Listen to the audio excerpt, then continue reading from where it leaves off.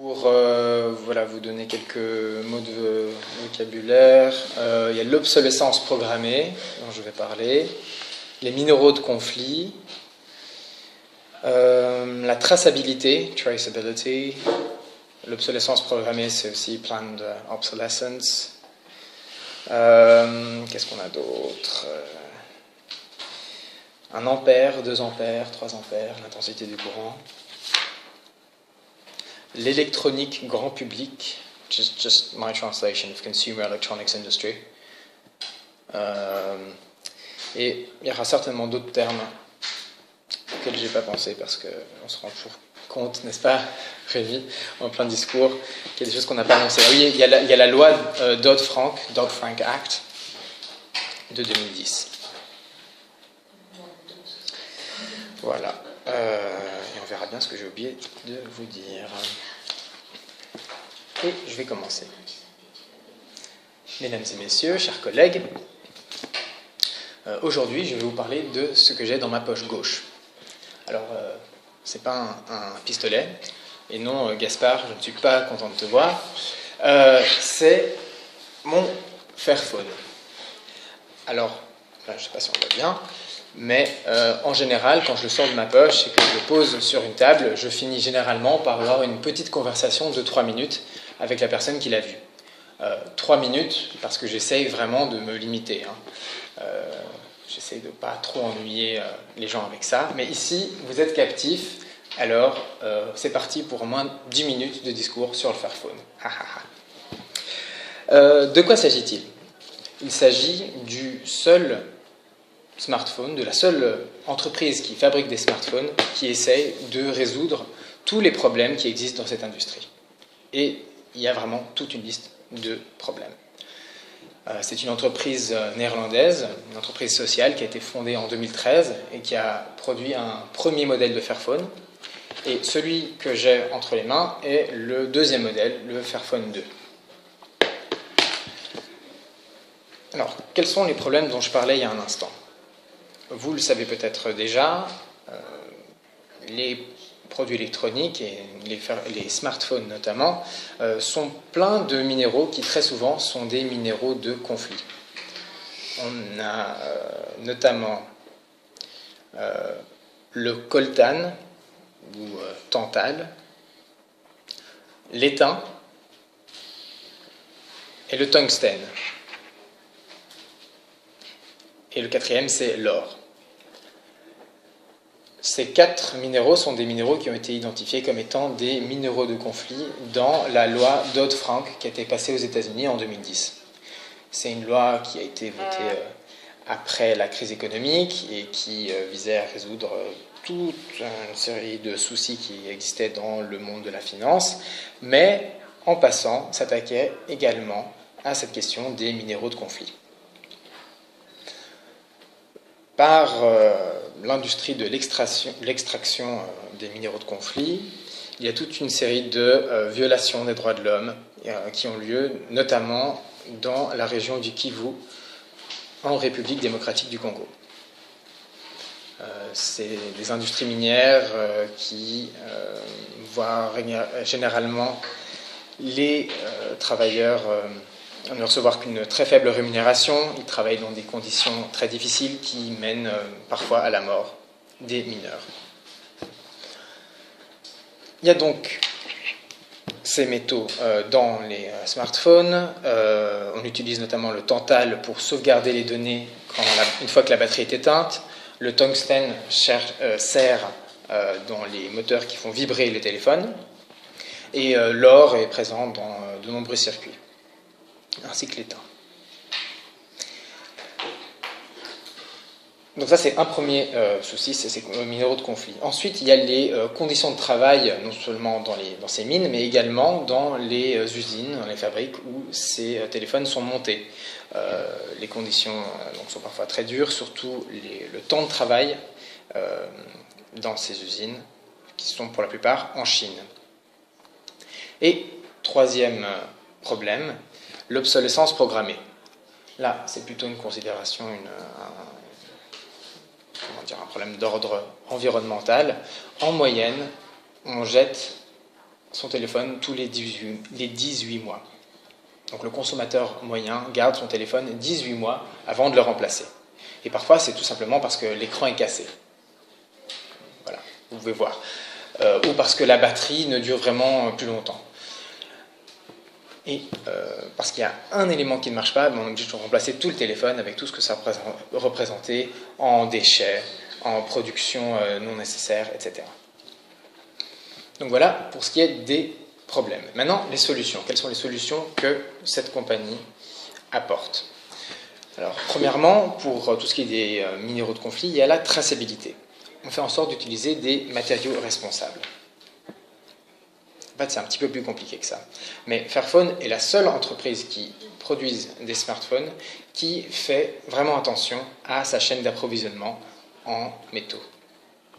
Pour les 4 minéraux de conflit identifiés par la loi Dodd-Frank, Fairphone ont mis sur pied des chaînes d'approvisionnement certifiées commerce équitable. C'est les premiers à l'avoir fait pour le secteur de l'électronique grand public, pour l'or. Et ils ont fait de même pour le tungstène, pour l'étain et pour le tantal. Ils ont même fait particulièrement attention à un aspect, c'est un effet non désiré de la loi Dodd-Frank, c'est qu'en identifiant ces conflits, ces minéraux de conflit, la loi a fait que certaines industries se sont fait détourner complètement de la région du Kivu. Ce qui fait que ça représente une énorme perte économique pour les populations de la région. Et donc, Fairphone ont vraiment essayé autant que possible de rester dans cette région-là, tout en étant équitable et en garantissant de bonnes conditions pour les travailleurs. Ce que j'ai oublié de préciser tout à l'heure, c'est que les violations des droits de l'homme ont surtout lieu parce que les mines dont sont extraites les minéraux sont souvent contrôlées par des groupes armés dans cette région. Je précise. Donc, on a des chaînes d'approvisionnement certifiées commerce équitable pour ces 4 minéraux. J'ai dit que c'était un petit peu compliqué parce qu'en fait, si on prête attention aux libellés des textes sur le site web de Fairphone, ce qu'on s'aperçoit, c'est qu'à aucun moment, il certifie que l'intégralité des minéraux sont certifiés commerce équitable. Il dit juste qu'ils ont mis sur pied des chaînes d'approvisionnement certifiées pour chaque minéral, pour chaque métal. D'ailleurs, je ne sais pas si c'est des métaux, dans tous les cas, enfin c'est des minéraux, ça c'est certain, le coltan. Voilà. Ça, c'était pour les solutions. Non, j'ai pas tout à fait terminé. Il y a ensuite l'aspect obsolescence programmée. Qu'est-ce qu'on fait pour lutter contre ça? Eh bien, on a un téléphone modulaire. Dans la plupart des cas, s'il y a une partie qui ne fonctionne plus ou qui est cassée, on peut la remplacer indépendamment. Par exemple, si vous êtes un génie comme moi et que vous avez réussi à lancer votre téléphone en l'air en pleine randonnée dans la montagne, eh bien, vous pouvez simplement commander un nouvel écran pour à peu près 80 € et quelques et le remettre vous-même. Ça prend moins d'1 minute. C'est vraiment très facile à faire. Mais on peut également remplacer l'appareil photo, le module central qui a le processeur, le module supérieur qui a notamment le fameux port jack. Il y a un port jack, je précise, dans ce téléphone, pas comme dans certains iPhones que je ne nommerai pas.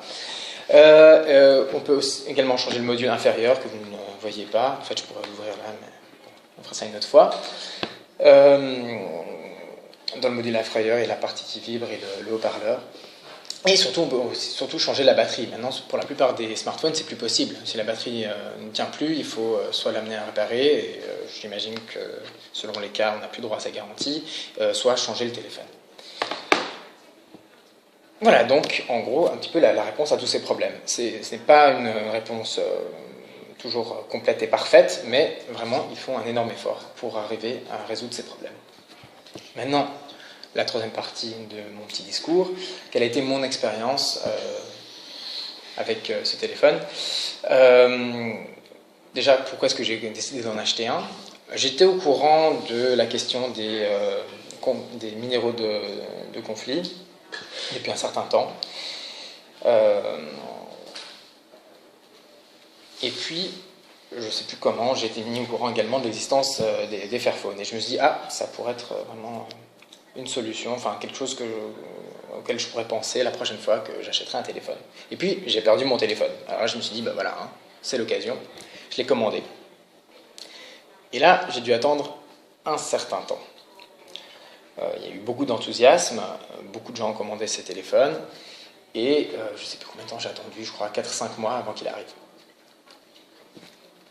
Et je dois quand même apporter une précision, c'est qu'il aurait dû arriver beaucoup plus tôt, mais il y a eu un souci au niveau de la fabrique en Chine. Et là, Fairphone se sont comportés de manière exemplaire. Ils ont vraiment voulu pouvoir promouvoir des conditions de travail optimales au niveau de la chaîne de montage, et ça a retardé un petit peu les choses. Qu'est-ce qui s'est passé? Alors ça c'est intéressant, je fais une petite parenthèse. Apparemment, en Chine, chaque année, il est traditionnel de rentrer chez soi pour le nouvel an chinois. Et donc les ouvriers des usines, en gros, ce congé, je crois que c'est leur seul congé de l'année, ils rentrent. Et en fait, il y en a un certain nombre chaque année qui ne rentrent jamais. Et vous imaginez bien qu'une entreprise dans une ville ne va pas aller chercher chacun de ses employés dans tous les villages en Chine. Du coup, voilà, il y a une perte de personnel à ce moment-là qui se fait. Et cette année-là, il y a eu un nombre assez élevé de gens qui ne sont pas revenus. Et Fairphone ont choisi de ne pas faire recours à la solution standard. Qu'est-ce que la solution standard? C'est simplement d'engager du personnel via une agence de travail temporaire. Le problème, c'est que ça favorise la précarité de l'emploi. Et ils ont décidé de ne pas le faire, et plutôt ils ont embauché de nouveaux employés qu'ils ont formés, ça a pris un certain temps, etc. Je crois que je me rends compte que j'ai complètement oublié de parler de cet aspect-là dans ma section solutions. Donc je rajouterai simplement que Fairphone faut particulièrement attention à la question de la représentation des employés, et ils essayent de limiter de manière générale le nombre de travailleurs qui viennent d'agences, parce qu'ils sont moins bien représentés. Ils sont plus vulnérables vis-à-vis de leur employeur. Il y a aussi une question du temps de travail que Fairphone essaie vraiment de réduire, tout en reconnaissant qu'ils